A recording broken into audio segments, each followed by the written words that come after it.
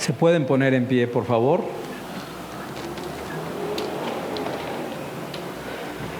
Vamos a leer el pasaje de Primera de Timoteo, capítulo 3. Primera de Timoteo, capítulo 3, versículo 1 al 7.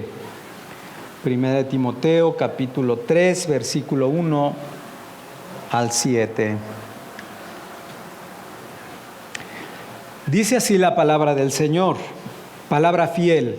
Si alguno anhela obispado, buena obra desea, pero es necesario que el obispo sea irreprensible, marido de una sola mujer, sobrio, prudente, decoroso, hospedador, apto para enseñar, no dado al vino, no pendenciero, no codicioso de ganancias deshonestas, sino amable, apacible, no avaro, que gobierne bien su casa, que tenga a sus hijos en sujeción con toda honestidad, pues el que no sabe gobernar su propia casa, ¿cómo cuidará de la iglesia de Dios? No un neófito, no sea que envaneciéndose caiga en la condenación del diablo. También es necesario que tenga buen testimonio de los de afuera, para que no caiga en descrédito y en lazo del diablo. Amén. Pueden sentarse, por favor.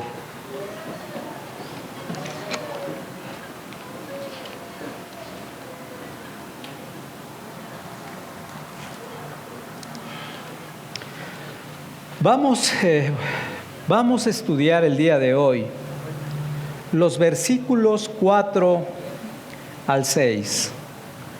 Versículos 4 al 6, que específicamente dicen que gobierne bien su casa, que tenga a sus hijos en sujeción con toda honestidad. Pues el que no sabe gobernar su propia casa, ¿cómo cuidará de la iglesia de Dios? No un neófito, no sea que envaneciéndose caiga en condenación del diablo. Me hubiera gustado llegar al 8, pero hubiéramos terminado corriendo. Así que vamos a procurar dejar estos 3 versículos claros en el corazón de cada uno de ustedes. Las cualidades más importantes que puedan mostrar los líderes no son la inteligencia, la personalidad, la diligencia, la visión, la buena toma de decisiones, la elocuencia, etc. Todos estos tienen una parte, pero la principal característica que debe de tener un líder es la integridad. Esa es la principal característica. La meta principal del liderazgo es la influencia. Los líderes siempre van a tratar de influir en las personas a fin de alcanzar sus objetivos, sea en un tipo de grupo o en otro. Este principio realmente podría aplicar de diferentes maneras. La influencia es el resultado directo de la enseñanza y el ejemplo. Lo que un hombre es, influirá a sus seguidores para que se comporten totalmente como lo dicen. La enseñanza coloca los clavos en la mente, mientras que el ejemplo es el martillo que lo clava con profundidad. De ser así, la perspectiva espiritual la perspectiva dentro del liderazgo espiritual tiene sentido cuando lo dice el profeta Oseas de la siguiente manera: y será el pueblo como su sacerdote. Podemos ver que esta influencia, para bien o para mal, la podemos encontrar a lo largo de las Escrituras. Por ejemplo, en Levítico capítulo 18, versículo 3, dice: no haréis como hacen en la tierra de Egipto, en la cual morasteis, ni haréis como hacen en la tierra de Canaán, a la cual yo os conduzco, ni andaréis en sus estatutos. Levítico 18, versículo 3. Por su parte, en el Nuevo Testamento recordamos las palabras que el apóstol Pablo le escribió a los Filipenses en el capítulo 4, versículo 9, segunda parte, diciéndoles: lo que aprendisteis y recibisteis y oísteis y visteis en mí, esto haced, y el Dios de paz estará con vosotros.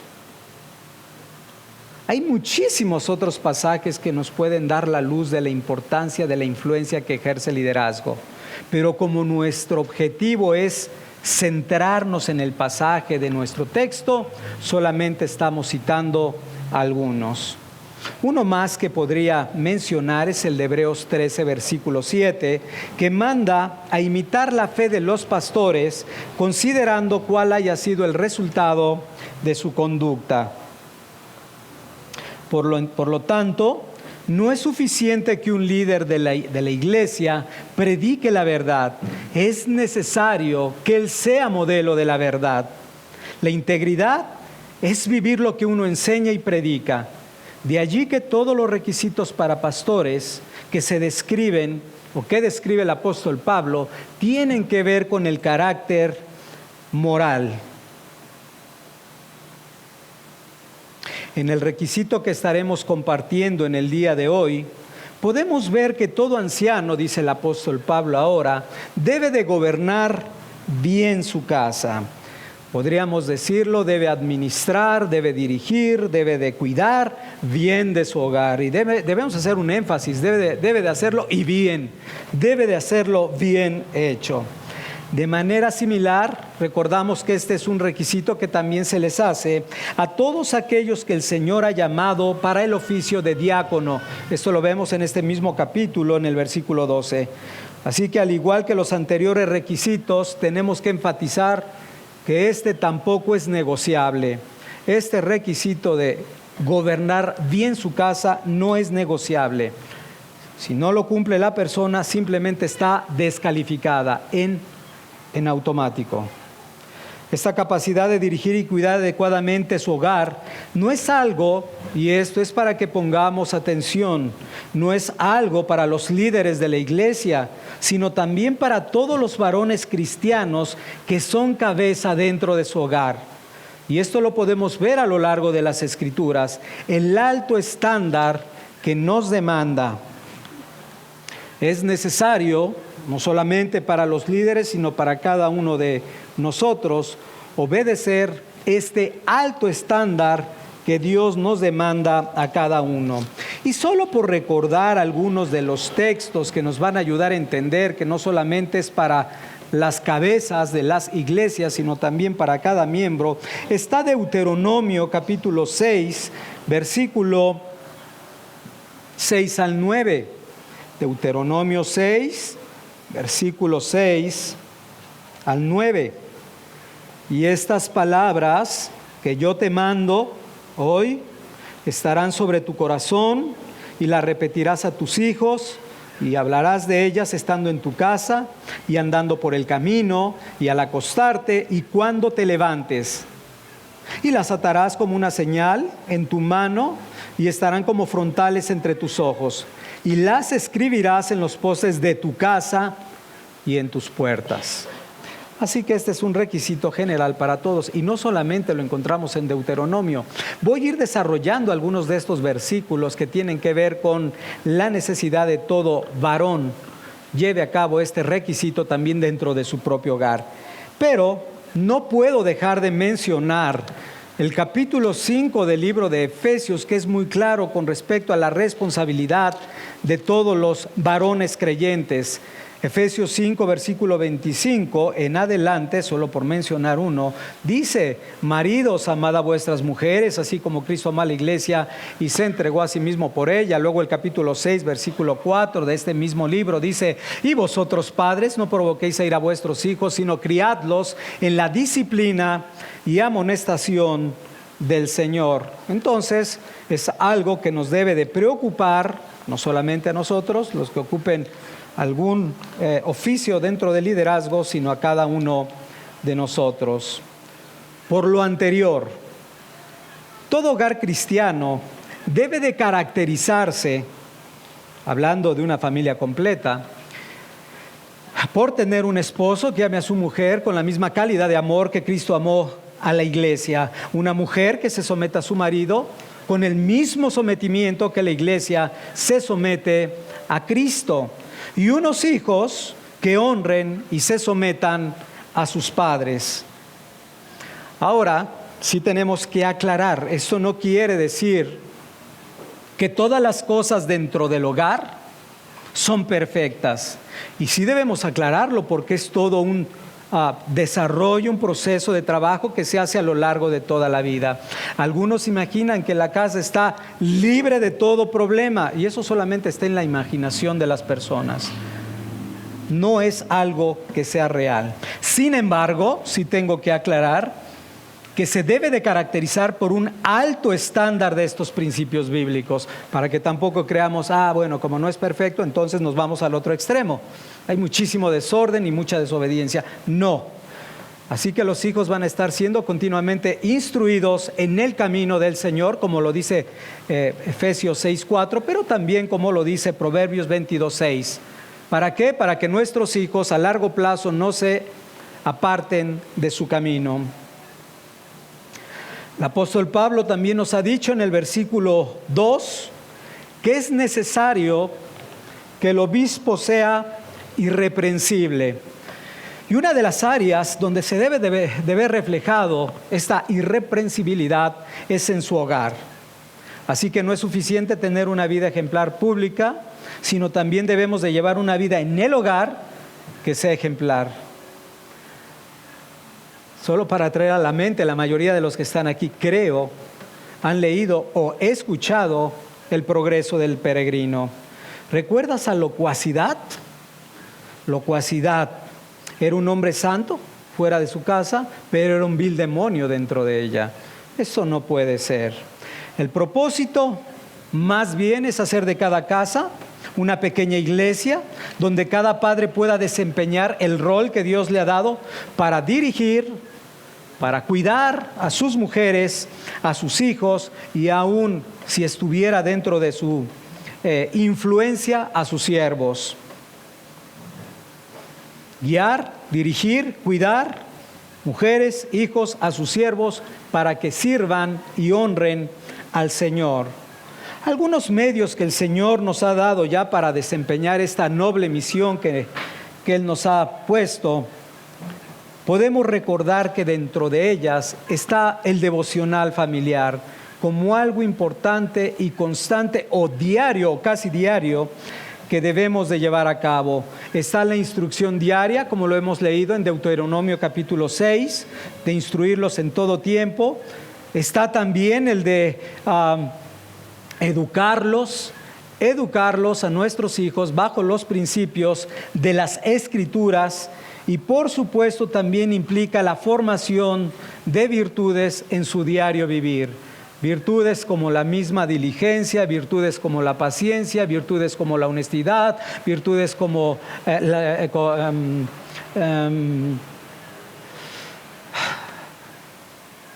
ahorro, infinidad de virtudes que podemos en un momento, la disciplina misma para que ellos puedan estar estudiando. Debemos de aprender a desarrollar virtudes dentro de nuestros hijos. Ahora, después de utilizar estos medios que Dios nos ha dado para que nosotros tratemos de instruir lo mejor posible en los caminos del Señor a nuestros hijos, no quisiera pasar por alto también que aunque nuestra principal responsabilidad siempre va a ser instruirlos en la parte espiritual, es como la base siempre debe de ser la piedra angular, y esa piedra angular solo es Cristo. De ahí para arriba podemos fincar todo lo demás. Entonces, después de esa parte espiritual, también nos vamos a esforzar para prepararlos académicamente. Y hablo normalmente cuando los niños son pequeños, cuando están todavía a nuestro alcance, de educarlos en el hogar. Dicho de paso, educarlos, prepararlos académicamente en el hogar. Esto, mientras que logramos formar ese carácter firme que necesitamos para que ellos también puedan enfrentar un mundo perverso que se opone a todo lo que es Dios. Entonces, una vez que nosotros formamos niños con carácter, niños que verdaderamente aprendan a amar al Señor, podemos después de ello darle las herramientas necesarias para que puedan seguir creciendo en el conocimiento, sea académico, profesional y aún productivo. Pero especifico, esto para mí se llaman añadiduras. Al día de hoy las considero. Cuando el Señor me salvó, entendí que eran añadiduras, hace 20 años. Hoy estoy convencido, siguen siendo puras añadiduras y el Señor da lo que es necesario. Uno de los muy buenos testimonios que encontramos en el Antiguo Testamento habla de un hombre que los había instruido correctamente a sus hijos. Este hombre se llamaba Jonadab, hijo de Recab. Y leamos un poco sobre el testimonio de este hombre. Jeremías 35, versículo 18 y 19.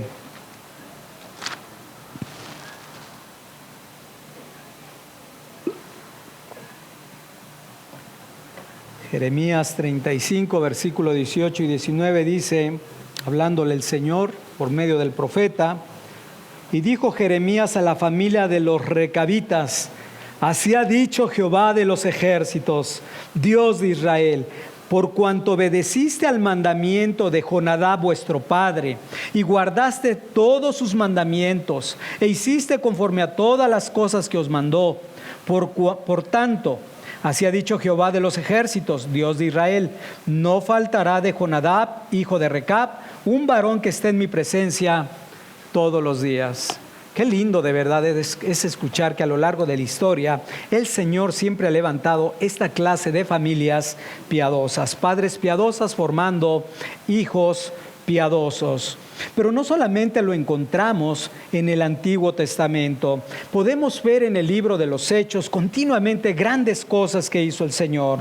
El libro de los Hechos nos habla de un hombre que había sido muy cuidadoso con toda su familia. Y digo toda su familia porque de ello se da testimonio en el versículo 11, capítulo 11, versículo 14 del libro de los Hechos.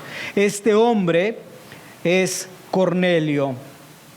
Este hombre había sido tan cuidadoso con su casa, con todo lo que él tenía, que dice la Escritura que el Señor mandó un ángel para traer a Pedro, les compartiera el Evangelio y después de eso hubiera un derramamiento del Espíritu Santo para que creyera Cornelio con toda su casa.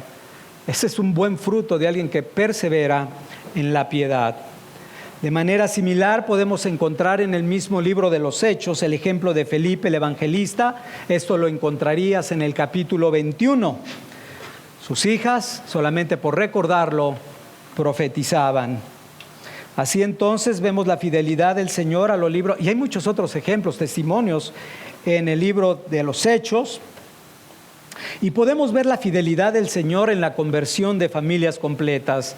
Así como el apóstol Pedro ya lo había profetizado saliendo del aposento alto y dirigiéndose a aquella multitud de judíos, diciéndoles en Hechos capítulo 2, versículo 39, porque para vosotros es la promesa y para vuestros hijos y para todos los que están lejos, para cuantos el Señor nuestro Dios llamare. Y esta es una constante que nos da de verdad mucha esperanza. Aquellos que tengan todavía hijos, esposas, esposos incrédulos, de gran esperanza para todos y cada uno de nosotros. Ahora, siempre suele el pensamiento suspicaz de alguno de decir, ok, lo que pasa es que los derramamientos del Espíritu Santo en aquella época eran sumamente especiales, y no lo voy a discutir porque había propósitos especiales que el Señor tenía en el establecimiento del reino, pero lo que sí tengo que decir es que es la constante a lo largo de la historia de la iglesia. A lo largo de la historia, al día de hoy, sigue siendo la misma constante. Solo para darte algunos ejemplos dentro de la historia, en la casa de un hombre, de un obispo llamado Hopper, o podríamos llamarle un pastor, del pastor Hopper, era como, este era el testimonio que daban de él, era como si se entrara en alguna iglesia o templo. En cada esquina del mismo había algún aroma de virtud, buen ejemplo, conversación honesta y lectura de las Escrituras. Había otro hombre, pastor también, dicen de él, del señor Joseph Allein, pastor admirable. Se dice que mientras caminaba alrededor de la casa, él daba algún sentido espiritual a cada cosa que ocurría. ¿O qué decir del gobierno que llevó a cabo Philip Henry? Dicen los que le conocieron, exhibía la más hermosa demostración de la piedad patriarcal.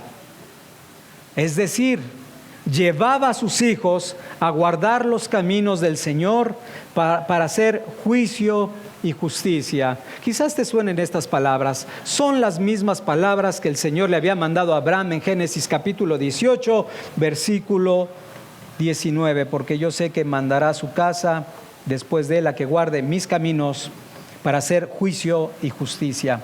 ¿Para qué entonces hará venir el Señor a él lo que ha prometido? Un hombre entonces vemos que es probado cuando es capaz de dirigir con efectividad su propio hogar. Ahora,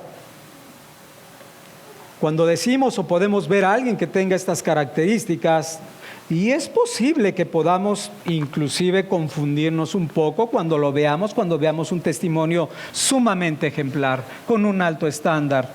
Pero no podríamos decir que esto sería suficiente para decir, ese hermano tiene un llamado.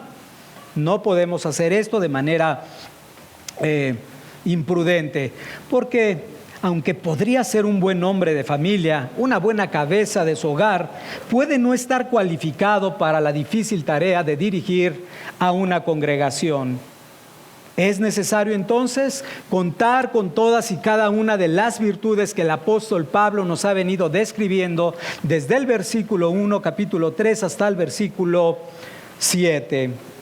Y esto lo digo porque en verdad a veces vemos familias, inclusive no pequeñas, que pueden ser grandes, que tienen un testimonio que pareciera que hay un superorden dentro de sus propios hijos.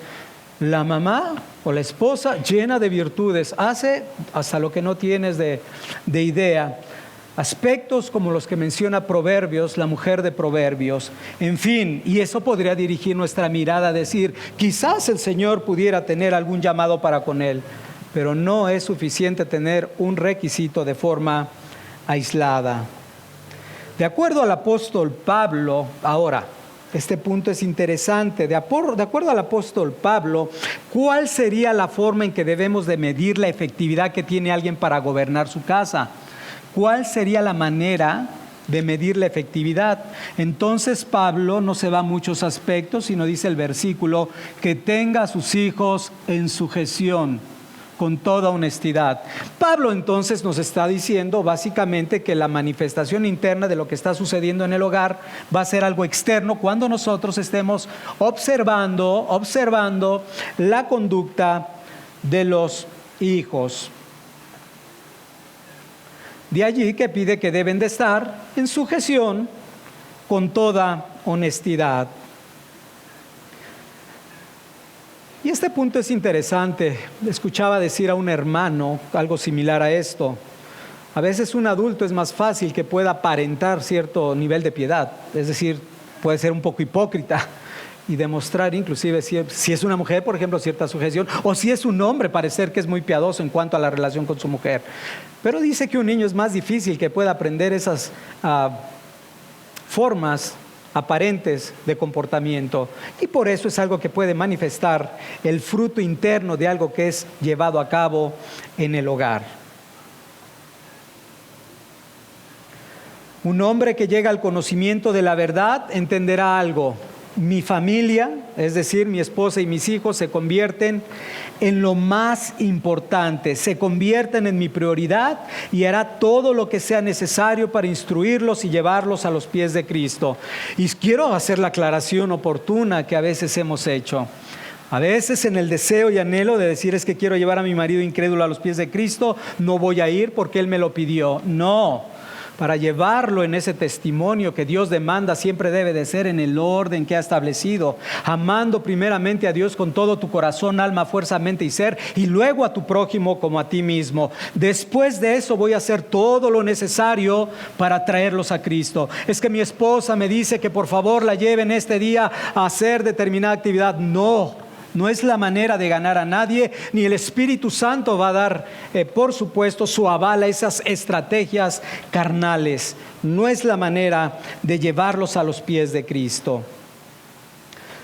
Ahora bien, con respecto al gobierno de la casa, decíamos, básicamente tiene que ver esposa y tiene que ver los hijos. En alguna ocasión ya expusimos la manera en que los esposos deben de comportarse con sus esposas, la forma en que deben de llevar a cabo la autoridad, y hemos recalcado que no va a ser de una manera autoritaria, ni enojona, ni manipuladora. Voy a poner una cara tal que ella se sienta tan mal que tenga que ceder a lo que le estoy pidiendo. No.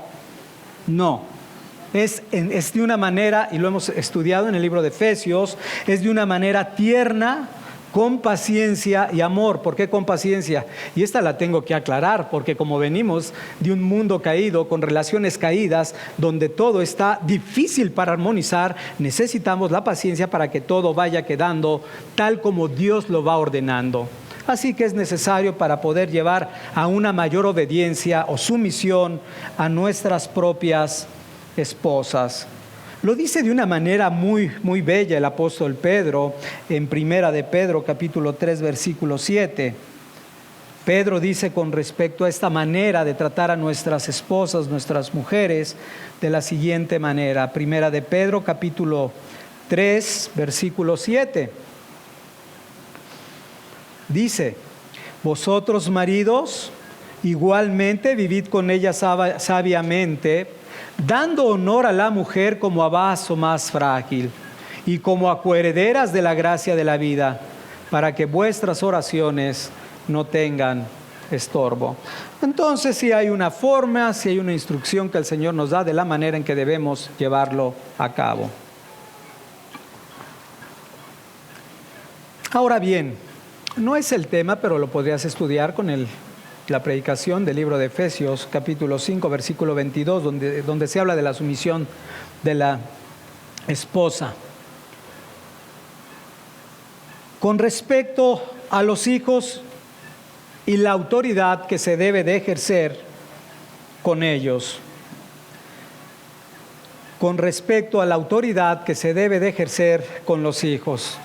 Básicamente podrían ser tres aspectos, y que creo que son de lo que a mí más me llamó la atención como para poder observar, que menciona el teólogo William Hendriksen. Dice William Hendriksen que debe ser llevado a cabo la instrucción de los hijos, primero, con sabiduría. ¿Y qué implica la sabiduría? Que podemos llevar a nuestros hijos a obedecer de una manera natural. Podemos, y eso va a ser a lo largo de la instrucción continua por medio de los principios bíblicos. Llevarlos a obedecer de manera natural, y es evidente no por medio de severos castigos o aplastándolos continuamente espiritualmente, como lo hacen algunos en su grande ignorancia. Los aplastan con sus palabras, los aplastan descalificándolos, etc. Entonces tienen que ser muy cuidadosos. Se debe de aplicar la sabiduría que viene de lo alto, que nada es contenciosa, de acuerdo al libro de Santiago. Número 2, debe de hacerlo con toda firmeza. Es decir, que cuando el hijo observe que el padre está dando una indicación, deba de decir: por cuánto puedo ubicar el carácter de mi padre y que lo que está pidiendo es algo que está solicitando, lo voy a hacer. Sabe que su papá tiene convicciones firmes, y el niño, de manera también natural, aprenderá a hacer las cosas en función a la firmeza del padre. Pero si esto fuera al revés y el padre constantemente cede a la rebeldía del niño, a la necedad del niño, pues evidentemente no vamos a poder ejercer una autoridad correcta. Para esto va a ser necesario entonces instruirlos, como dice el apóstol Pablo a los Efesios, en la disciplina y amonestación del Señor. Es evidente que cuando hablamos también de la disciplina dentro de la firmeza, es que a veces tenemos que aplicar la vara de la sabiduría, para que también entiendan los niños, la vara que está establecida en el libro de Proverbios continuamente, para que nosotros podamos instruirlos y ayudarles a que su corazón se vaya haciendo más sensible a la obediencia de un padre. Ahora, no siempre es, ya de acuerdo al tipo de edad, ya no siempre es vara. Llegará el momento que sea algo, pero que sí le cause algún tipo de dolor al muchacho. Y el tercer aspecto que maneja el hermano Hendriksen, que creo que es muy bueno, es el amor. El amor es, decíamos, primero, sabiduría. El niño ve de manera natural que es muy bueno y que debe de obedecer. Número 2, debe haber firmeza en lo que estoy mandando. Y decíamos, no es un autoritarismo, o como bien lo decía el hermano con respecto a los brócolis la semana pasada.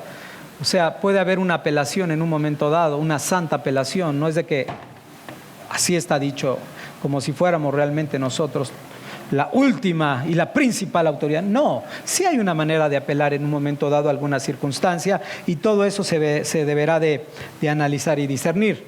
Pero el tercer aspecto que quisiera bañar estos dos anteriores es el amor. El amor que nosotros podamos manifestar. Manifestar es que es algo evidente, que es algo que lo pueden observar. Lo pueden observar cuando nosotros nos preocupamos de lo que son ellos y de las necesidades de ellos. Ellos van a poder ver un amor práctico por parte de nosotros. ¿Qué va a producir eso? Placer para obedecer. Es decir, lo van a hacer con gusto.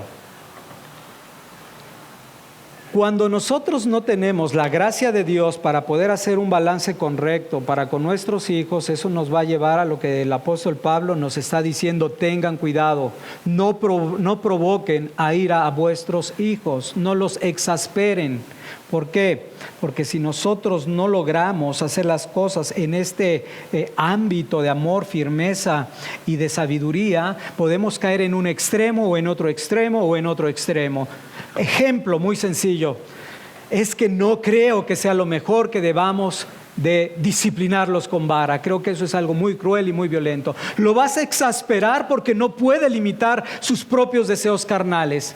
Tú mismo lo estás llevando a la exasperación. Y lo hemos comentado también, cuando tú le dices o le pides al niño algo que quizás está fuera de sus capacidades. O sea, el niño sí quisiera obedecer, pero uno, quizás no te ha entendido. Dos, no es la capacidad del niño. No tienes entendimiento como para tratar de agradarte en esa área. Para eso se necesita también la sabiduría. Entonces sí es muy importante que podamos balancear estos aspectos. Pero por otro lado, esto tampoco significa que después de nuestros mayores y mejores esfuerzos, nuestros hijos sean perfectos, que no nos den problemas. No existe eso, y tenemos que decirlo con una manera muy honesta. A lo largo de la historia también siempre ha habido buenos hermanos que tienen problemas en la crianza con sus hijos, hermanos que tienen problemas con sus pequeñitos hijos, problemas que no podría creer uno, pero que son reales en el desarrollo de la disciplina y amonestación del Señor. Pero ¿sabes cuál es la característica de estos hombres piadosos o estas parejas piadosas o estos matrimonios piadosos? Que no solamente dicen, no, bueno, tenemos muchos problemas, sino que son diligentes y responsables para estarlos atendiendo y esperar en el fruto de la gracia los cambios y la transformación en la obediencia de cada uno de ellos.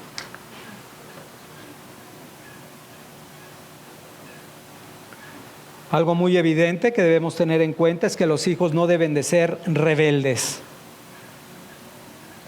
Los hijos no deben de ser rebeldes. Y cuando hablamos de nuestros hijos, estamos pensando en aquellos que todavía forman parte de nuestro hogar, están bajo nuestro techo, porque si alguien no está dentro de mi hogar o ya se casó, ya tiene su propio hogar, no tenemos esa misma autoridad.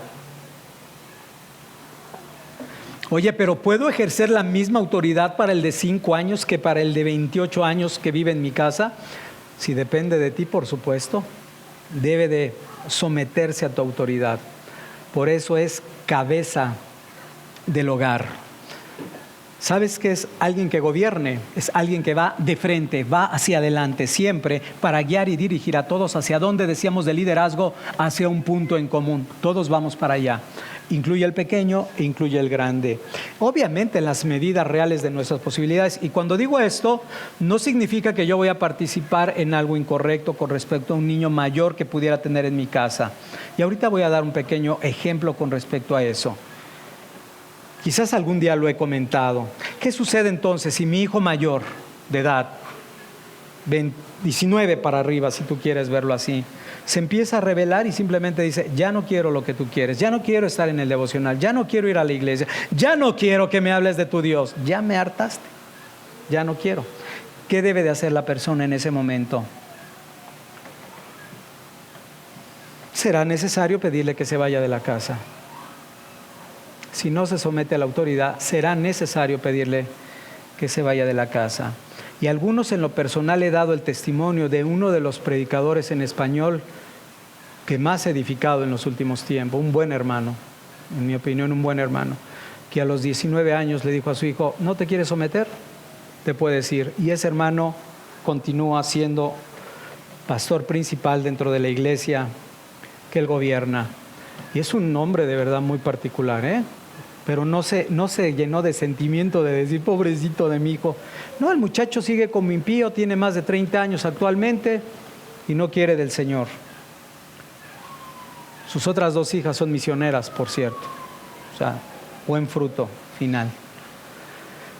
Pero también, por otro lado, debe de ser muy cuidadoso. La parte principal es nuestra esposa, nuestros hijos, algo que debemos de ser sumamente diligentes y cuidadosos.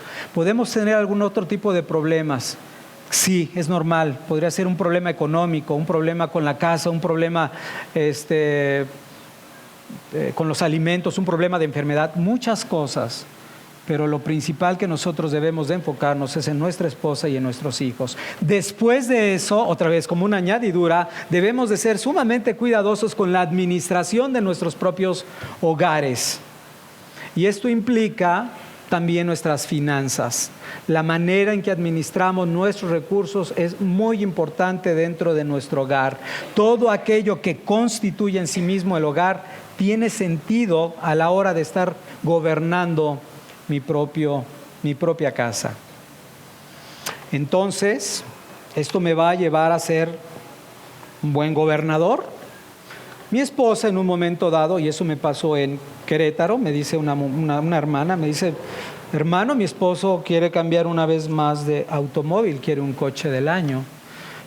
Bueno, gracias a Dios ese hombre va a entrar a la membresía. Entonces, ahora con ese hombre se le puede explicar correctamente que no puede endeudarse por endeudarse. Dice la Escritura, en cuanto sea posible, no debáis nada a nadie. Entonces deben de ser cuidadosos con una hipoteca de una casa, deben de ser cuidadosos con automóviles si no están en sus posibilidades o en sus alcances.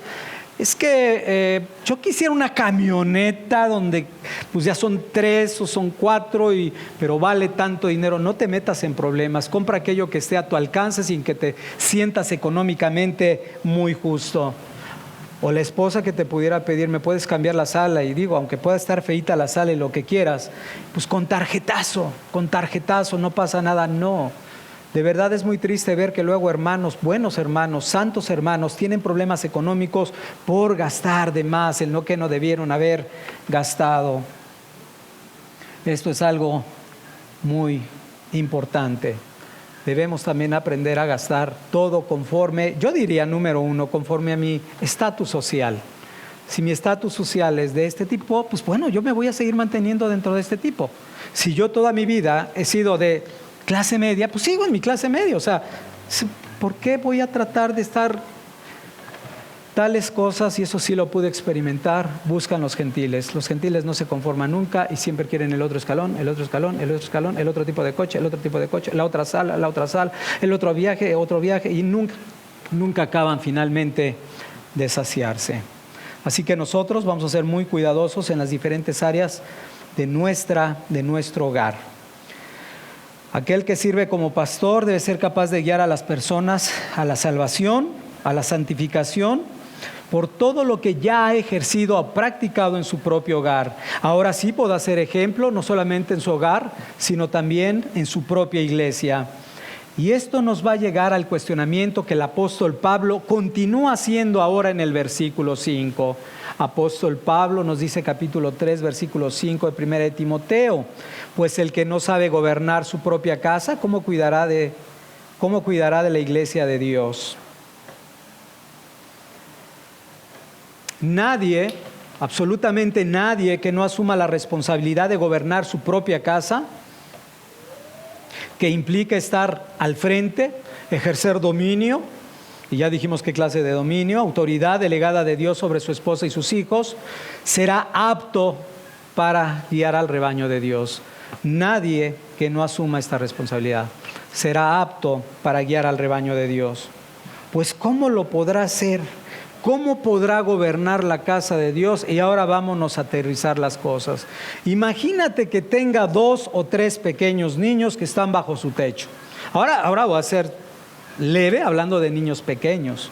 2 o 3 pequeños en su casa, pero a la hora que les da una instrucción, no le obedecen. Los intenta ordenar y parece que tienen oídos sordos. Entonces, ¿cómo va a poder dirigir a aquellos que no están dentro de su área de influencia, de liderazgo, si los propios no lo obedecen? Es lo que Pablo está tratando de llevarnos a reflexionar. ¿Cómo te van a obedecer aquellos que están lejos? ¿Cómo se puede ganar el respeto de alguien si tu propia esposa no se somete a ti? Y todo eso es lo que Dios obra para manifestar la autoridad que le da a los ministros. Por eso yo te decía, son los aspectos, al menos manifiestos, que se deben de reflejar en el gobierno de un hombre piadoso, de cualquier hombre piadoso. Es por eso que todo aquel que desea ser pastor debe ser un buen cabeza de familia. ¿Por qué es tan importante esta obediencia en los hijos?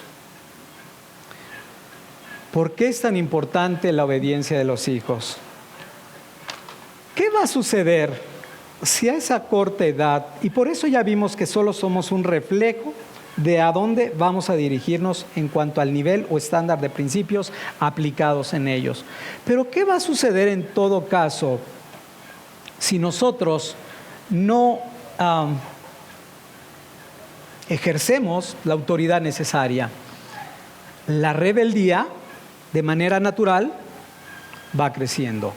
Se van volviendo más contumaces, se van volviendo más rebeldes. Entonces ya después, espérame tantito, ya no solamente es un problema sencillo de una pequeña falta de obediencia. Empiezan a meterse en vicios, empiezan a practicar todo tipo de inmoralidad sexual, y eso tristemente es algo sumamente vergonzoso. Es algo que se ha vuelto algo cotidiano, aún en el medio evangélico.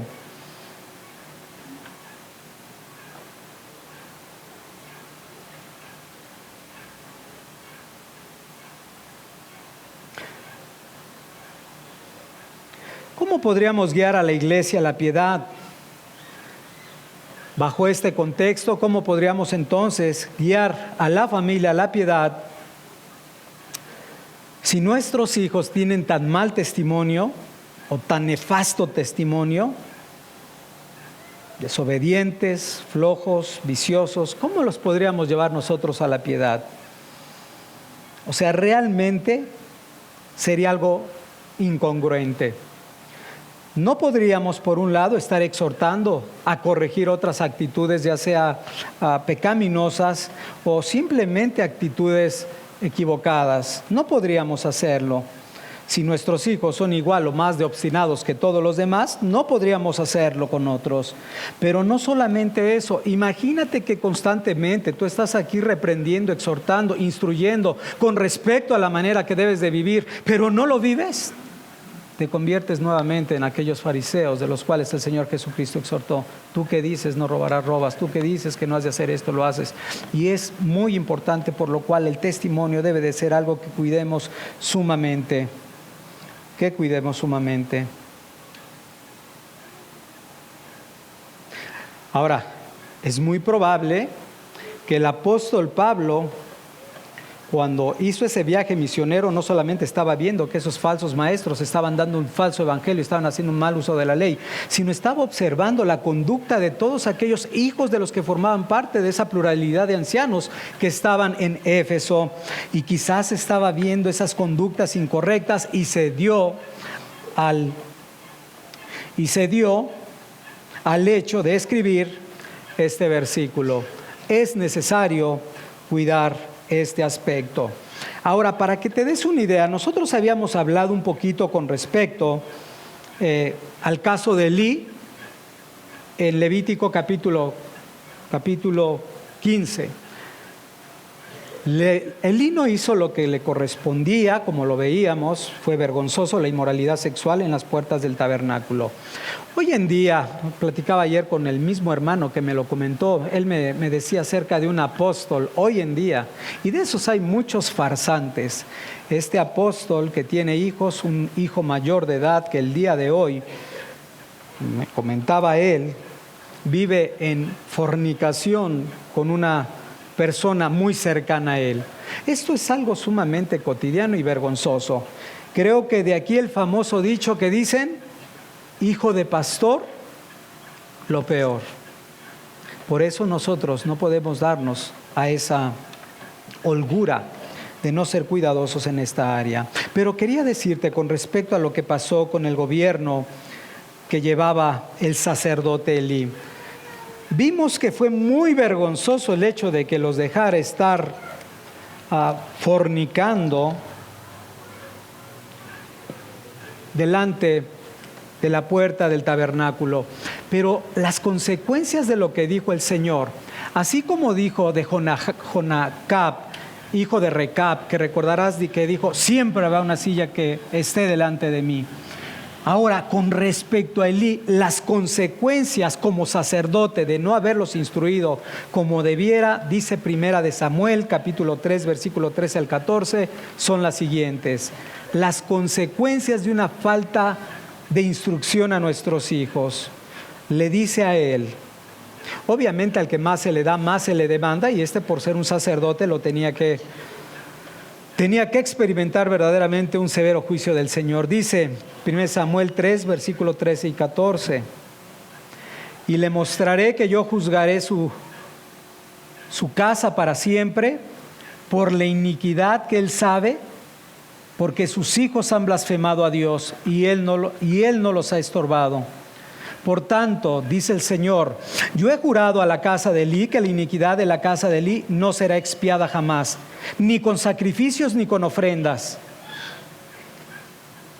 O sea, el total opuesto de lo que decíamos de Jonadab. El juicio total, ya no había perdón, en pocas palabras, para toda esta familia y para sus generaciones. Ahora, punto clave que podemos extraer de aquí. ¿Qué es lo que pudo haber proporcionado en un momento dado Elí para con sus hijos? Autoridad y control sobre ellos. Si él hubiera hecho nada más, con eso que hubiera hecho Elí, él no hubiera sido responsabilizado delante de Dios de haber honrado a sus hijos antes que a él. Si él hubiera ejercido, aunque sea su autoridad, un poco de autoridad, no hubiera sido culpado de haber sido honrado, de haber honrado a sus hijos antes que a Dios. Por eso decíamos, como decía el predicador, nada nuevo debajo del sol, y eso lo experimentamos constantemente en todas esas iglesias, desgraciadamente, que se dicen de corte evangélico, para la deshonra del Señor. Ahora, es un caso vergonzoso el de Elí, pero recordarás que también en alguna ocasión tocamos el caso de Lot. ¿Qué decir de Lot? Y esto viene nuevamente al caso. Este hombre llamado apóstol, te decía, su hijo viviendo en fornicación, viviendo perdidamente, alguien que vive así, vive en forma disoluta, pero ¿qué es lo que sucede o por qué luego algunos llegan a este grado de, ahora yo diría, de corrupción, de depravación, que ya ni siquiera pecados tan abominables, tan manifiestos pueden alcanzar a verlos en sus propios ojos? Pasa algo similar a lo de Lot. Recordemos que las tiendas de Lot se iban acercando progresivamente a Sodoma, se iban acercando poquito a poquito. Y entonces finalmente Lot estuvo sumamente influenciado por toda aquella cultura perversa. Dentro de ellos las hijas que finalmente habían aprendido mucha inmoralidad al grado de haber tenido incesto con su propio padre. Su esposa no se dio cuenta, si era un hombre muy rico, le enseñó que las riquezas para él tenían cierto significado, pero para Sodoma las riquezas era parte de esa idolatría que ellos experimentaban. La mujer finalmente entonces no solamente amaba al mundo, sino recordamos también, amaba al mundo, y por supuesto esa codicia fue la que llevó a esta mujer a la muerte. Esto me serviría para traerte a ti a la mente algo. Muchos dicen, no va a pasar nada, no es para tanto, además estamos en este mundo, si no es necesario salir del mundo. Pero luego, como Lot, como Elí, se lamentan por no ser cuidadosos en algunas áreas. Algunos dicen, no, es para que no se amargue mi hijo, no hay que ser tan radicales ni tan exagerados. Creo que es mejor dar ciertas libertades. Y también quiero definir el punto, porque a veces de verdad hay o malos consejos por parte de algunas mujeres que pudieran no tener la mejor influencia de marido, o viceversa. Entonces dices, no exageres, no debes hacer las cosas, tienes que guardar y cuidar a tus hijos. Yo te digo no, porque nunca Dios se va a contradecir en sus principios. Dios ha establecido en la manera en que vamos a llevarlos a Cristo, y no hay dos. Solo hay un camino que Él ha establecido. Pero yo creo que si somos sabios en esto y cedemos un poco a esa libertad que lo va a llevar a corromperse, al rato Dios en su soberanía lo va a traer a sus pies. No, engaño del diablo. ¿Cómo puedo entonces ejercer una libertad correcta delante de Dios? Pues nada más aplicando un poquito de discernimiento, sentido común y principio. ¿Qué debo de hacer? Sí, no quiero tenerlos así. De hecho, así decían los puritanos. No debemos de exagerar, no te muevas, siéntate, quédate ahí, no te muevas a derecha, no te muevas a la izquierda, hasta que yo te diga. No vamos a hacer eso, nunca. Pero nuestra libertad siempre va a ser basada en algún principio bíblico. Nunca más allá de la derecha, ni nunca más allá de la izquierda. Hay límites establecidos dentro de lo que es nuestra propia libertad cristiana. Y de ahí tendría que buscar algunos candados especiales, como el que da Pablo en 1 Corintios, cuando dice, está bien, todo me es lícito, pero no todo me conviene. Está bien, todo me es lícito, pero no me dejaré dominar de ello. Y es ahí donde se utiliza la prudencia cristiana. Y tomas decisiones adecuadas que finalmente lleven a tus hijos a Cristo y a tu esposa. Pero si cedemos solo por que no se amargue, para que no te haga esto, para que no, este es como común. Si no se va a ir de la casa, pues que se vaya, ya regresará. Y si no regresa, pues tendrá un problema. Y si tiene un problema, es por su pecado. Y si le pasa algo, es por su pecado. Tiene un problema. No se quiere arrepentir, no se quiere someter. Allá él. Ahora, cuando alguien se esfuerza en hacer la voluntad de Dios, normalmente el Señor aún sí doblega la voluntad de esas, pero todo conforme a su soberanía. Así entonces, esto nos debe de llevar a los ancianos que trabajamos en la predicación del Evangelio, a examinar primeramente nuestras propias vidas, a examinar primeramente nuestras propias familias, a fin de que podamos, ahora sí, ser instructores de otros, a fin de que podamos compartir también con otros, no solamente principios, sino también el ejemplo que nosotros llevamos. En pocas palabras, debemos de ser siempre ejemplo de la eficacia del Evangelio. Dios no solo nos ha llamado al conocimiento del Evangelio, que es una realidad, y a lo cual le damos gracias para que ahora podamos vivir decentemente con los demás, y aún para la edificación, como lo hemos comentado, de nuestro prójimo. Dios nos ha llamado para ser luminarias. Tú decías, qué exagerado, voy más para arriba. Dios nos ha llamado a ser luminarias en este mundo. Un pastor es una ciudad asentada sobre un monte.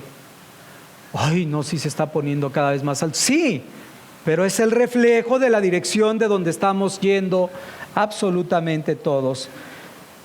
Un pastor debe ser como una ciudad asentada sobre un monte, y una ciudad asentada sobre un monte no la puedes esconder. ¿Qué sucede con esa ciudad que está sobre el monte? ¿Qué sucede con todos los que están alrededor? Lo están observando, están mirando. está siendo una influencia de una, otra y otra manera. Por eso no debemos descender en nuestro estándar bíblico de principios que Dios nos ha establecido con toda claridad en la palabra. De esta manera, una vez que estamos reflejando lo que Dios nos ha demandado, ahora sí podemos decir, somos hijos amados del Dios Altísimo. Esto hace entonces que todo pastor finalmente sea cuidadosamente observado y por lo tanto sí debe de ser muy diligente con respecto a esto. Creo que son los aspectos generales que yo trataría de este segundo versículo 4, que también es de suma importancia.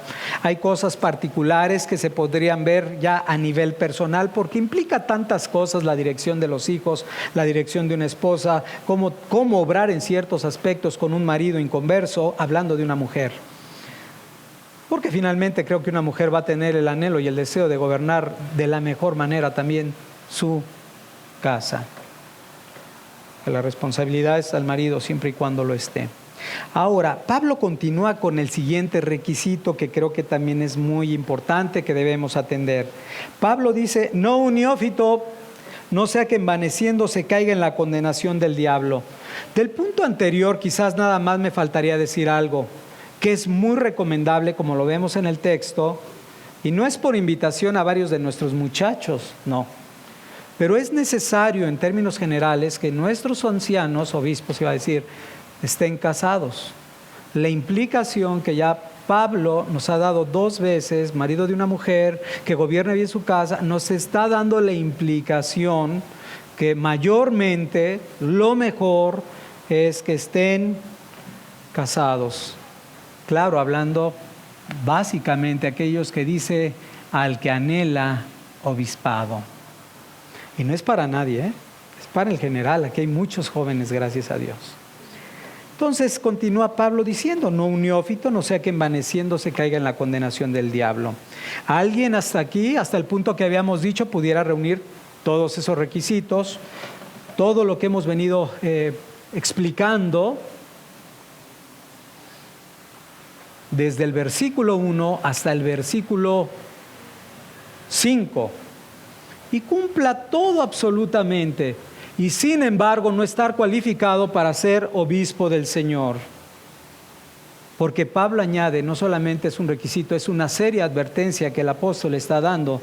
Aquellos que desean gobernar la casa, dicen, no sean neófitos. Otra traducción es que no sean nuevos convertidos. No importa si son jóvenes o viejos, carecen de madurez y de testimonio necesario para ser obispos. Y mira, aquí hay un hermano que me acompañó en alguna ocasión para hablar con un pastor que se había dividido de una iglesia.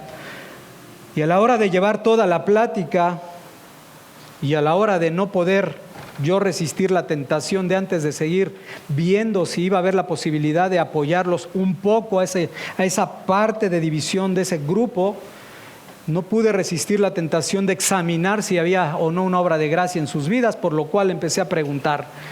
Y cuando empiezo a preguntar, el hermano está presente, pues uno dice, sí, como tú lo dices, creo que fue hace un año. Ese fue el segundo del pastor. Y luego me dirijo hacia el pastor porque sí me preocupaba mucho entender cuál era su condición antes de meternos en problemas. El pastor dice, caray, no, pues así con ese entendimiento creo que tiene unos meses. Ya íbamos a terminar, yo ya había guardado mi Biblia, se recordará el hermano, pero dije, ¿hace meses? Tú no puedes pastorear. Era un grupo como de 300 personas. Tú no puedes, tú no aplicas de acuerdo a la Escritura. A partir de ahí ya no nos buscaron. Es la realidad. Es bien importante nunca vender los principios. No estamos para agradar al mundo, sino a Dios. Él fue el que hizo la obra en nosotros. Pero son realidades. Hay gente que, y es más, era un hombre maduro, Era un hombre que había experimentado ser pastor dentro del grupo que salió, o copastor, como le llaman. Pero cuando la Biblia dice un nuevo convertido, es alguien que ha conocido recientemente al Señor Jesucristo. Oye, ya tenía experiencia de donde salí, estás muerto, estás mal. No es lo que está hablando. O sea, todo inicia de acuerdo al principio que Dios ha establecido. Así entonces, puede llegar alguien de otra iglesia y que tenga cierto buen perfil, pero a la hora de examinar te das cuenta que no cumple con este requisito. Es alguien que ha nacido de nuevo quizás hace un año, quizás hace menos, y eso ha sucedido común en cuanto a que vienen a la iglesia y dicen, no, es que apenas después de escuchar a Paul Washer y todo eso, empecé a despertar, y luego el hermano Joseph Urban, y finalmente pude llegar al conocimiento de la verdad, etcétera, etcétera. Entonces, van a llegar de ese tipo y vamos a aprender a ser cuidadosos también de esa parte. No que, o sea, los vamos a amar con todo el corazón, eso es esa parte. Pero en estos aspectos no vamos a aflojar ni tantitito. No, es que ve qué lindo es. Y cuando hablas con él te derrites. Pues síguete derritiendo tú. Ellos más bien deben de ser, y aquí viene la parte para ver si es cierto lo que ellos dicen, probados y entregados en el servicio a Dios. Ven nuestros muchachos que se esfuerzan en predicar con nosotros. No solo se esfuerzan en predicar, se esfuerzan en servir en todo a Dios. Obsérvalos, o sea, te maravilla de verlos, su humildad, su sencillez, y están por todos lados tratando de servir al Señor. Característica que Pablo establece aquí: que crezcan, que maduren en el servicio de Dios. Un hombre no puede servir fielmente a la iglesia a menos que esté bien preparado, lo cual viene, obviamente, acompañado de la madurez y la experiencia. Ahora, como lo dicen algunos comentaristas, y nadie tenemos duda, Dios puede levantar a un ministro en un día. ¿Y quién le diría no al Señor? Nadie. Él es el Todopoderoso. Sin embargo, el Todopoderoso nos ha dicho que seamos fieles a la palabra, a la palabra que es como antorcha en lugar oscuro, y que estemos atentos a ella. Y en ese contexto el Señor nos ha dado claramente la manera en que vamos a elegirlo. Él ya lo estableció, Él ya dice lo que pide de nosotros, y Él ha dicho no un neófito, punto. Ahora, ¿no acaso el sapientísimo Dios que nos ha redimido, que nos ha salvado, que nos ha reunido en esta iglesia, trató con Moisés 40 años para madurarlo? Ahora no hablo de 40 años tampoco, son propósitos muy particulares para formar al hombre más manso que había en ese momento sobre la tierra, y después de eso pecó contra Dios. Pero fueron 40 años para formar un hombre que ya tenía sabiduría de acuerdo a lo que era el pueblo de Egipto. Había la necesidad de tratar el corazón muy seriamente de Moisés. Ok, lo mismo lo necesita todo aquel que es llamado al ministerio. Necesitamos que el Señor obre en muchas áreas de nuestro corazón, que la siga limpiando, modificando, fortaleciendo muchos aspectos que separado de Él sería imposible. Pero ¿quién los forma? El Espíritu Santo.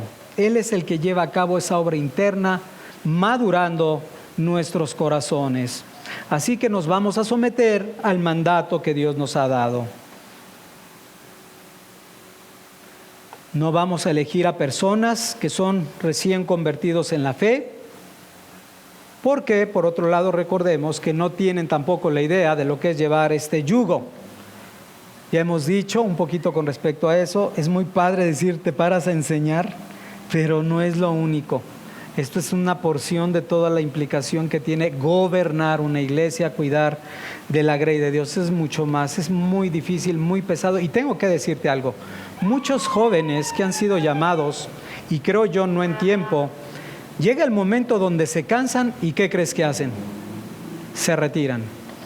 No pueden con la carga, o terminan como alguien nos platicaba, una hermana nos platicaba, se acerca el pastor para decirle: pastor, no tengo papá, quisiera que me ayudara a llevar mi relación de cortejo con mi novio.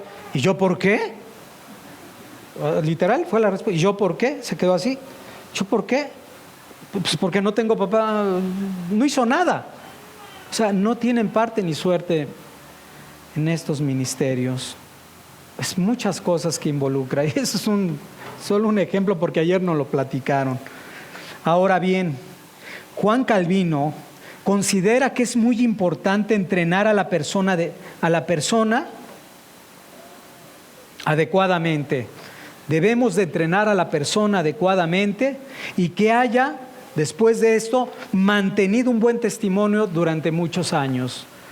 Es necesario entrenarla y que haya manifestado, que voy a cambiar la palabra, me es más fácil, un buen testimonio durante muchos años. Creo que Calvino entendía bien lo que quería Pablo demandar con respecto a un neófito. Ahora, Pablo, ¿por qué está pidiendo eso? Pregunta. ¿El apóstol Pablo fue llamado al ministerio en el mismo momento que tuvo la revelación en Damasco? Bueno, sí hubo un llamado. De hecho, recordamos, para irme más para atrás, el rey David a los 17 años fue ungido como rey de Israel, ¿verdad? Pero realmente fue a los 30 años que llegó a ser rey de Israel. ¿Qué pasa con el apóstol Pablo? Tenía 17, llegó 30, el Señor lo trabajó de una manera gloriosa. David después dice que se manejaba prudentemente cuando entraba y salía en las cosas del reino. Pero ¿qué pasa con respecto a Pablo?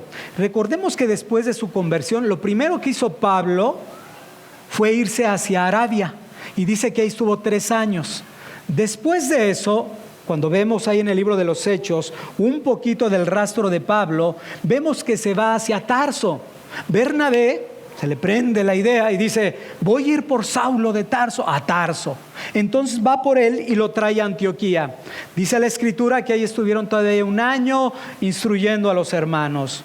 Finalmente, habían pasado 10 años para que el apóstol Pablo fuera comisionado a su primer viaje misionero. 10 años. El apóstol Pablo, el apóstol sabe lo que sabía. Y solamente te recuerdo algo: Timoteo, que también está en el contexto del libro de los Hechos, dice que llega, lo ve Timoteo y dice: del cual daban todos los hermanos buen testimonio. Pablo en ese momento pudo haber tenido el discernimiento de decir: creo que es momento de levantar a Timoteo. Sin embargo, no lo levantó en cuanto lo conoció, pero sí se lo jaló. Dijo: este hombre está lleno del Espíritu Santo, lo quiero con los míos. O sea, muy hábil el apóstol Pablo.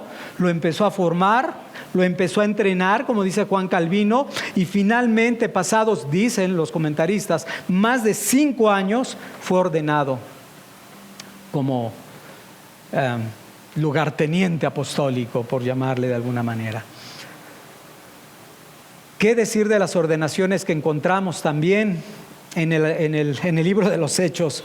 Vemos que el apóstol Pablo no fue sino hasta su segundo, algunos dicen su segundo viaje, pero yo tratando de ver el orden, a lo mejor no lo veo bien, pero en su segunda visita a muchas iglesias, de acuerdo a Hechos 14, versículo 23, constituyó a ancianos, no en su primer visita. Y obviamente recuerdas que entre visita y visita, por lo largo que eran esos viajes, pasaban años, como lo decíamos, 3 años en Arabia, 1 año en Antioquía y así. Entonces había pasado el suficiente tiempo como para levantar a los ancianos.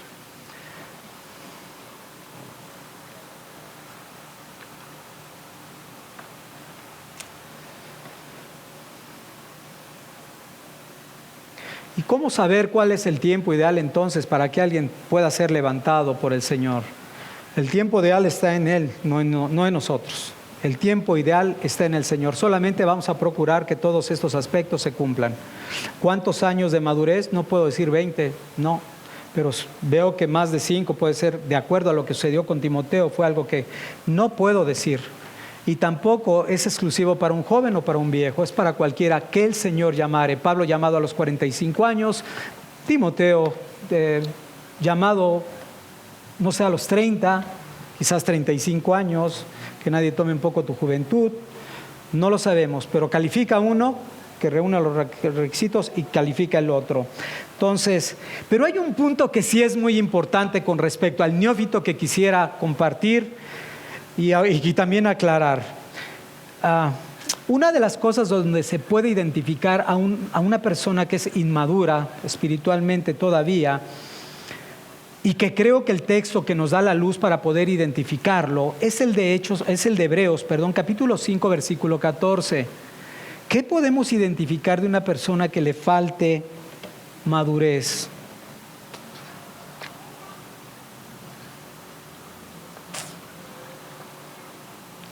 Y me voy a tratar de ir. ¿Qué podemos identificar? Dice el texto: Pero el alimento sólido es para los que han alcanzado madurez, para los que por el uso tienen los sentidos ejercitados en el discernimiento del bien y del mal.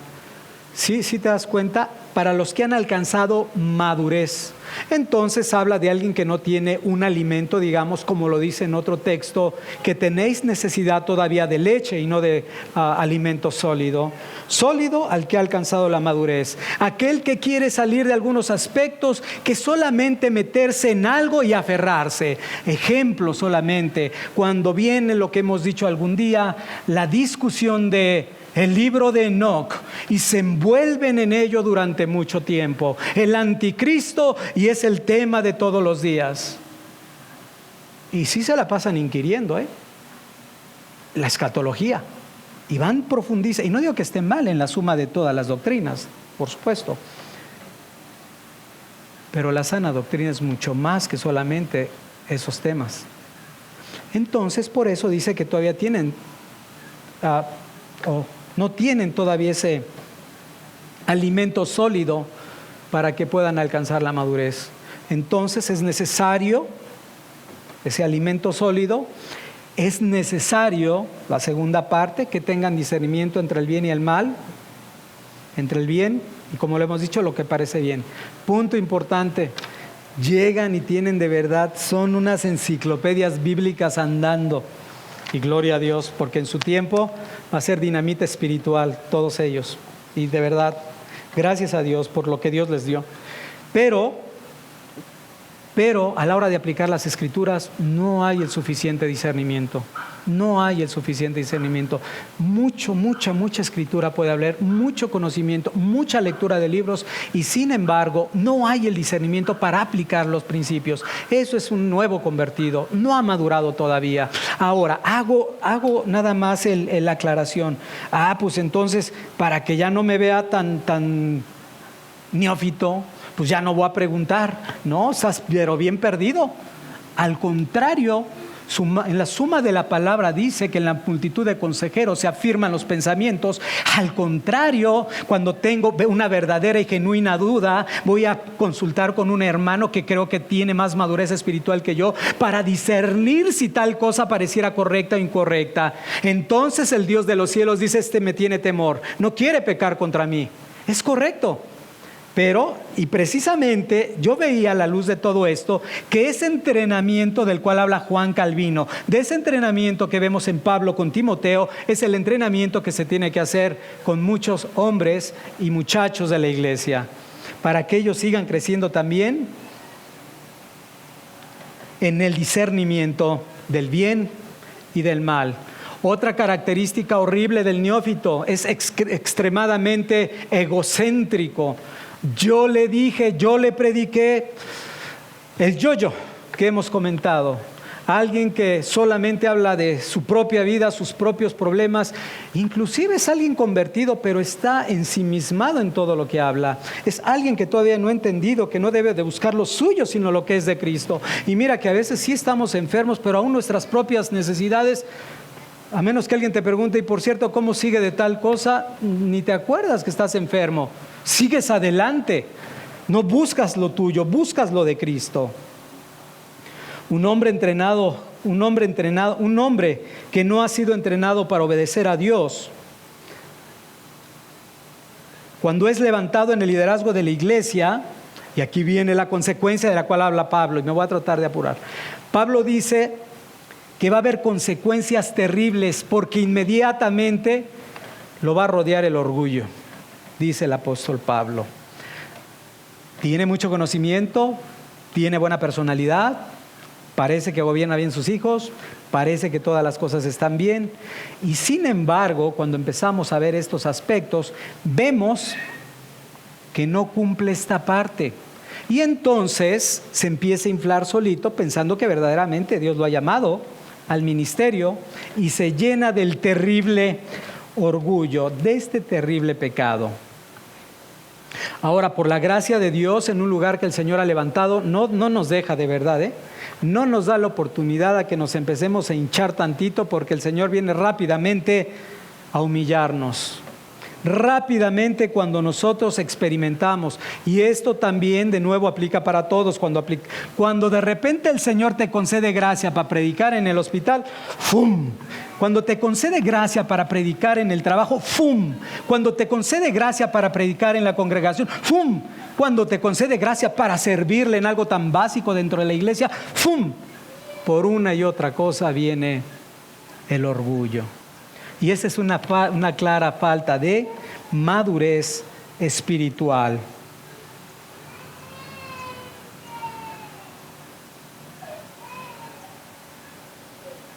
Debemos aprender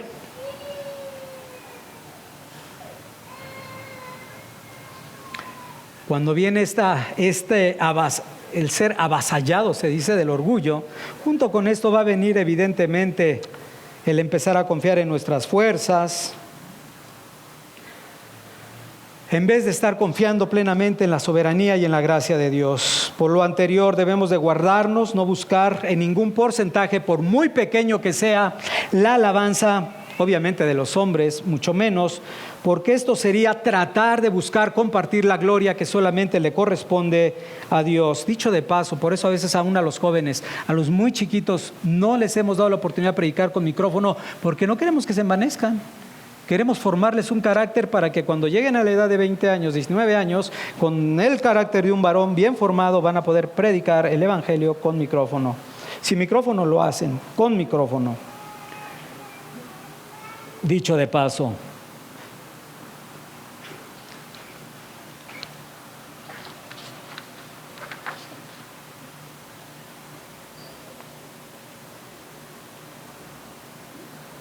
en la medida que el Señor nos permita servir en algo que pueda llegar a ser cada vez más de eminencia, es decir, con más, que la gente más te puede estar observando, que tenga cierta importancia, esto más bien nos debería de llevar a buscar más de Dios, a estar más cerca de Dios, en la manera en que nosotros podemos estar más cerca de Dios, poder ver más la santidad de Dios, es lo que nos puede ayudar a mantenernos humillados, viendo su santidad, viendo su majestad y viendo su propia gloria.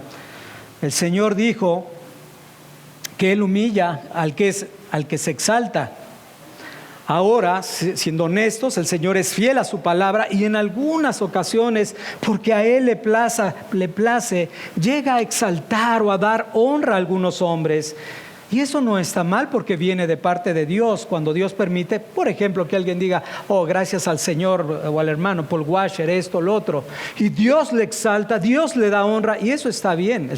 El hermano se lo ha ganado con mérito.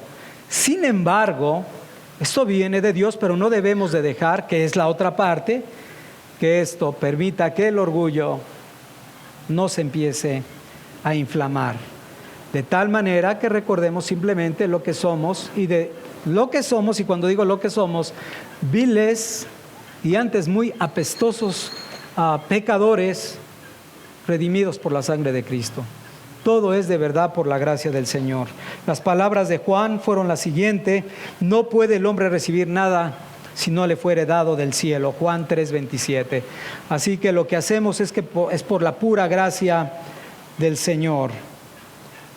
Solamente para terminar de entender la preocupación que Pablo tiene con respecto al orgullo, quisiera decirte, al pensar en el centro del Evangelio, que es Cristo, que cuando pensemos en Él, cuando pensemos porque Él es la excelencia de la verdadera humildad, solamente recordemos que en el Evangelio de Juan, aunque no aparece la palabra humildad, Cristo la refleja en todo lo que habla. Y solo por citarte algunos textos donde nos reflejan esa parte del corazón del Señor, dice: no puede el Hijo hacer nada por sí mismo, Juan 5:19. Gloria de los hombres no recibo, Juan 5:41. Mi doctrina no es mía, sino del que me envió, Juan 7:16. No he venido de mí mismo, Juan 7:28. No hago por mí mismo, Juan 8:28. Yo no busco mi gloria, Juan 8:50. Y no solamente en el Evangelio de Juan, en el Evangelio de Lucas, dice el Señor en el capítulo 22, mas yo estoy entre vosotros como el que sirve. Yo te digo después de eso, ¿tú de qué te puedes jactar? ¿Tú de qué te puedes jactar? ¿Yo de qué me puedo jactar? ¿De qué me puedo inflamar después de ver a aquel que es el Hijo de Dios, Dios mismo hecho carne? Con estas palabras, no admitiendo toda la gloria que el Padre mismo le había dado, sino buscando la gloria del Padre en todo. Pablo termina diciendo, después de todo esto, algo que es clave: ¿hacia dónde te dirige el orgullo? Y Pablo lo dice en el texto. Sigue de orgulloso, dice Pablo, no sea que envaneciéndose caiga en la condenación del diablo. Y este punto es clave para cerrar ya todo lo que hemos venido hablando. Estamos por terminar, pero es muy clave este punto. Observa, ¿por qué cayó el diablo? Recordemos, el diablo cayó porque simplemente no quiso reconocer que el honor que él tenía venía de Dios, que Dios se lo había dado, que Dios se lo había obtenido.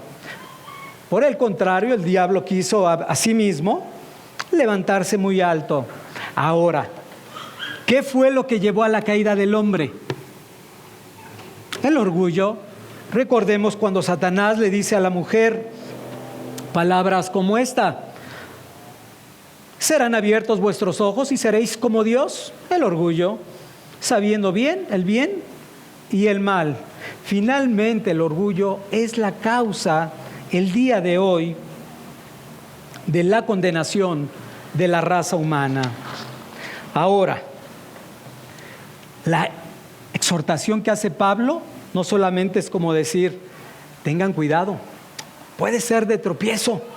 Fíjate, no use esas palabras, te puede llevar a la misma condenación del diablo, aquella por la cual el diablo también cayó. En pocas palabras, lo que está diciendo el apóstol Pablo es, por caer en la condenación del diablo, lo que está diciendo es caer en una ruina total e irreparable. Caer en una ruina total e irreparable. Es decir, en pocas palabras sería como Elí: ya no hay más sacrificio que hacer por ti, simplemente has caído de tu lugar. Y dicho de otra manera, si ese pecado, escucha lo que te digo, mora en ti, entonces tú eres una con el diablo. Tú eres uno con el diablo. Tú formas parte de las huestes, principados y potestades del mismo diablo. Así de grave es este pecado. Y aunado a eso, por supuesto, estarías destituido del reino de Dios. Así que el pecado de orgullo es algo sumamente delicado, y por eso quise contrarrestarlo contra lo que es la humillación, la humildad del Señor Jesucristo. Esto aplica para niños también. Esto aplica para cada uno de los adultos. Debemos aprender a desarrollar la virtud de la humildad, no buscando ser levantado, no buscando el reconocimiento de otros, y recordando algo, que al quien quiere Dios pone. Si lo hace con los reyes, como dice el libro de Daniel, Él quita y pone reyes. Entonces, en su gracia, sabiduría y soberanía, Él te va a poner donde Él quiera que tú estés. Así que debemos de ser cuidadosos. Estemos satisfechos con lo que nos ha dado, pero mayormente, ¿sabes con qué tenemos que estar satisfechos? Con el llamado que Dios ha hecho en nosotros. Esa es la mejor causa que tengamos, para que tengamos contentamiento, para no gloriarnos de nosotros mismos. Ahora, por medio de la Santa Cena, vamos a recordar cómo podemos alcanzar las bendiciones de la adopción, por las cuales Dios nos hace sus hijos y Dios nos hace coherederos de la vida eterna. Y esto es simplemente confesando que no hay nada en nosotros sino solamente pecado, que estamos totalmente perdidos, sin remedio, pero que al venir a Cristo, y escucha esto para que abatas tu orgullo, en humildad, que al venir a Cristo en humildad obtenemos misericordia a través del Señor Jesucristo. Dice Juan Calvino, y termino con estas palabras: la humildad es la que abre la puerta del paraíso y nos permite hallar el favor de nuestro Señor Jesucristo y nos presenta delante del Padre. delante del Padre, se constituye nuestro Padre y Él ahora es quien nos gobierna con su sabiduría, en su firmeza y con su amor. Oremos al Señor.